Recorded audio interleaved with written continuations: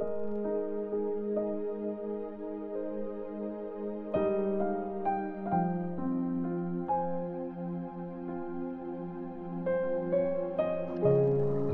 chapter 26. Ang plano laban kay Jesus. Nang matapos ituro ni Jesus ang lahat ng mga ito, sinabi niya sa mga disciples niya, 2 araw na lang at Passover na. Sa araw na yon, ibibigay ang Son of Man sa mga kaaway niya para ipako sa krus. Nag-meeting ang mga chief priest at mga Jewish leaders sa palasyo ng high priest na si Caiaphas. Nagplano sila kung paano sekretong huhulihin si Jesus para patayin. Pero naisip nila, huwag nating gawin sa piyesta, baka magkagulo ang mga tao. Ang pag-anoint kay Jesus sa Bethany. Noon, nasa Bethany si Jesus sa bahay ni Simon na dating may ketong. Habang kumakain si Jesus, lumapit sa kanya ang isang babae na may dalang sobrang mahal na pabango. Nakalagay ito sa isang alabaster na lalagyan. Maingat niyang binuhos ang pabango sa ulo ni Jesus habang nakaupo siya. Nagalit ang mga disciples nung nakita nila ito. Ano ba yan? Bakit sinayang ang pabango? Tanong nila. Dapat binenta niya na lang ito sa mataas na presyo. Tapos pinamigay ang pera sa mga mahihirap. Alam ni Jesus kung ano ang iniisip ng mga disciples, kaya sinabi niya sa kanila, huwag niyo siyang pakialaman. Mabuti ang ginawa niya sa akin. Lagi niyong kasama ang mga mahihirap, pero ako, hindi. Binuhusan niya ng pabango ang katawan ko para ihanda ako sa aking libing. Sinasabi ko sa inyo, kahit saan i-preach ang magandang balita sa mundo, ikukwento ang ginawa sa akin ng babaeng ito para maalala siya. Trinaydor ni Judas si Jesus. Pumunta sa mga chief priest si Judas Iscariot na isa sa mga 12 disciples. Tanong niya, ano po ang ibibigay niyo sa akin kung tutulungan ko kayong hulihin si Jesus? Binayaran nila si Judas ng 30 silver coins. At mula nun, umanap na si Judas na magandang chance para ipahuli si Jesus. Paghahanda sa piyesta ng Passover. Sa unang araw ng piyesta ng unleavened bread, yung tinapay na walang pampalsa, lumapit ang mga disciples kay Jesus at tinanong siya, saan niyo po gustong i-celebrate ang Passover? Saan po kami maghahanda ng meal para sa inyo? Sumagot siya, puntahan niyo sa bayan ang isang tao at sabihin niyo sa kanya, pinapasabi ng teacher, dumating na ang oras ko. Kakain ako at ang mga disciples ko ng Passover meal sa bahay mo. Sinunod ng mga disciples kung ano ang iniutos sa kanila ni Jesus at hinanda nila ang Passover meal. Nang gabing yon, naghapunan doon si Jesus kasama ang 12 disciples niya. Habang kumakain, sinabi ni Jesus, sinasabi ko sa inyo, tatraydurin ako ng isa sa inyo. Sobrang nalungkot ang mga disciples at isa-isa silang nagtanong, Lord, ako po ba? Sumagot si Jesus, yung kasabay kong magsasawsaw ng tinapay sa bowl ang tatraydor sa akin. Mamamatay ang Son of Man gaya ng sinabi sa Scriptures.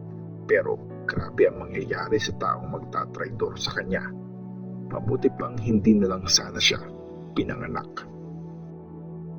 Tinanong siya ni Judas, yung taong magtatraydor sa kanya, Teacher, ako po ba? Sumagot si Jesus, ikaw ang nagsabi niyan. Ang Lord's Supper. Habang kumakain sila, kumuha si Jesus ang tinapay at nagpasalamat sa Diyos. Hinati-hati niya ito at saka ibinigay sa mga disciples. Kunin niyo ito at kainin. Sabi niya, ito ang katawan ko. Tapos kinuha niya ang baso ng alak, Nagpasalamat siya sa Diyos at binigay ito sa kanila. Kayong lahat, inumin niyo to, sabi niya. Ito ang dugo ko na nagpapatunay na totoo ang pangako ng Diyos sa inyo. Pinuhos ang dugo ko para patawarin ang kasalanan ng marami. Sinasabi ko sa inyo, hindi ako iinom ulit ng alak na to hanggang dumating yung araw na iinom ako ng bagong alak kasama nyo sa kaharian ng Ama ko. Kumanta sila ng isang hymn, tapos pumunta sila sa Mount of Olives. Sinabi ni Jesus na i-deny siya ni Peter. Sinabi ni Jesus sa mga disciples niya, ngayong gabi, tatakas kayong lahat at iiwanan niyo ako, gaya ng nakasulat sa Scripture. Papatayin ng Diyos ang shepherd at magkakawatak-watak ang mga tupa. Pero after na buhayin ako ulit, mauuna ako sa inyo sa Galilee. Sumagot si Peter, hindi ko po kayo iiwan kahit iwanan pa kayo ng lahat. Sabi ni Jesus, tandaan mo, bago tumilaok ang manok ngayong gabi, 3 beses mong itidinay na kilala mo ako. Pero sinabi ni Peter, never ko po kayong itidinay kahit kasama niyo pa akong mamatay. Ganon din ang sinabi ng lahat ng mga disciples. Nag-pray si Jesus sa Gethsemane. Pumunta si Jesus kasama ang disciples niya sa lugar na tinatawag na Gethsemane.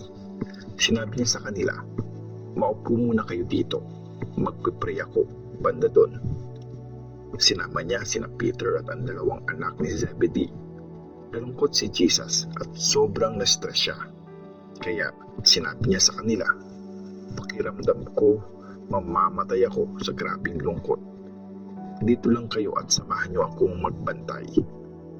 Lumayo siya at nag-pray na nakatapa sa lupa. Tatay, please, kung pwede lang po, huwag ko sanang maranasan ang paghihirap na to. Pero hindi po ang gusto ko, kundi ang gusto niyo ang masunod. Pagbalik ni Jesus, nakita niyang natutulog ang 3 disciples. Sinabi niya kay Peter, hindi niyo ba kayang magbantay kasama ko kahit 1 oras lang? Huwag kayong matulog. Mag-pray kayo para hindi kayo mahulog sa tukso. Gustong sumunod ng espiritu pero mahina ang laman. Dumayo uli si Jesus para mag-pray. Tatay, kung kailangan ko po talagang maranasan ang paghihirap na to, yung gusto niyo po ang masunod. Bumalik siya uli at nadatnan na naman niyang natutulog ang mga disciples. Antok na antok kasi sila. Sa 2 beses, iniwan niya ang 3 disciples at nag-pray. Ganun pa din ang prayer niya. Bumalik na naman siya sa mga disciples at sinabi, natutulog pa rin ba kayo at nagpapahinga? Tingnan niyo, dumating na ang oras. Tatraydorin na ang Son of Man at ibibigay siya sa mga makasalanan. Bumangon na kayo. Tara na. Nandito na ang magtatraydor sa akin. Ang paghuli kay Jesus. Nagsasalita pa si Jesus nang dumating si Judas, isa sa mga 12 disciples. Kasama niya ang maraming tao na may dalang mga patalim at pumalo. Pinadala sila ng mga chief priests at mga leaders. Binigyan ni Judas ng sign ang mga kasama niya. Ganito ha, kung sino ang hahalikan ko, siya ang huhulihin niyo. Nilapitan niya si Jesus at binati, magandang gabi po, teacher. Sa kanya hinalikan. Sinabi ni Jesus sa kanya, kaibigan, gawin mo na ang sadya mo. At sinunggaban nila si Jesus at hinuli. Biglang bumunot ng patalim ang isa sa mga kasama ni Jesus at tinaga ang tenga ng tauhan ng high priest, kaya naputol ang tenga nito. Itago mo ang patalim na yan, sabi ni Jesus. Ang nabubuhay sa patalim ay sa patalim mamamatay. Di mo ba alam na pwede akong humingi ng tulong sa aking ama at padadalhan niya ako agad ng mas marami pa sa 12 na batalyon ng mga angel? Pero Kung ganon, paano matutupad ang scriptures na nagsasabing dapat mangyari ito? Tapos, sinabi niya sa mga tao, kriminal ba ako? Bakit kailangan niyo pang magdala ng mga patalim at pamalo para hulihin ako? Araw-araw, nakaupo ako natuturo sa temple, pero hindi niyo ako hinuli. Pero nangyari ang lahat ng to para matupad ang mga sinulat ng mga prophets sa scriptures. Tumakas ang mga disciples at iniwan siya mag-isa. Si Jesus sa harap ng high priest. Dinala si Jesus ng mga humuli sa kanya sa bahay ng high priest na si Caiaphas. Nagsama-sama doon ang mga teachers ng law at mga leader. Sumunod si Peter sa di kalayuan. Nang makarating sila sa bahay ng high priest, pumasok din siya sa bakuran at umupo siyang kasama ng mga nagbabantay. Gusto niyang malaman kung anong mangyayari. Naghahanap ang mga chief priest at ang buong Jewish council ng mga maling bintang laban kay Jesus para maipapatay siya. Pero wala silang nakita kahit na maraming sinungaling saksi ang tumitestigo laban kay Jesus. Pero finally, dalawang lalaki ang tumestigo at nagsabi. Sinabi ng taong ito na kaya daw niyang gibain ang temple ng Diyos at itayo uli ito sa loob ng 3 araw. Tumayo ang high priest, sinabi kay Jesus, wala ka bang isasagot sa binibintang sa iyo? Pero nanahimik lang si Jesus. Kaya sinabi sa kanya ng high priest, inuutusan kita sa ngalan ng Diyos na buhay. Sabihin mo sa amin kung ikaw nga ang Christ, ang anak ng Diyos. Sumagot si Jesus, kayo na ang nagsabi. At sinasabi ko sa inyo mula ngayon, makikita niyo ang Son of Man na nakaupo sa kanan ng makapangyarihang Diyos at dumadating na nasa mga ulap ng langit. Pagkarinig nito, pinunit ng high priest ang damit niya at sinabi, binastos niya ang Diyos. Hindi na natin kailangan pa ng mga witness. Narinig niyo ngayon ang pambabastos niya sa Diyos. Ano ang hatol niyo? Sumagot sila, dapat siyang mamatay. Dinuraan nila si Jesus sa mukha at pinagsusuntok. Sinampal naman siya ng iba at sabi pa nila, di ba ikaw ang Christ? Hulaan mo nga kung sino ang sumampal sa iyo. Dininay ni Peter si Jesus. Samantala, nakaupo noon si Peter sa labas sa bakuran ng bahay ng high priest. Nilapitan siya ng babaeng katulong ng high priest at tinanong, di ba kasama ka din ni Jesus na taga Galilee? Pero dininay ni Peter sa harap nilang lahat. Di ko alam ang sinasabi mo, sagot niya. Pumunta siya sa may pintuan at nakita siya ng isa pang babaeng katulong. Sinabi nito sa mga taong nandun, kasama siya ni Jesus na taga Nazareth. Nagdinay uli si Peter at sinabi, sinsumpa ko, di ko kilala ang taong yun.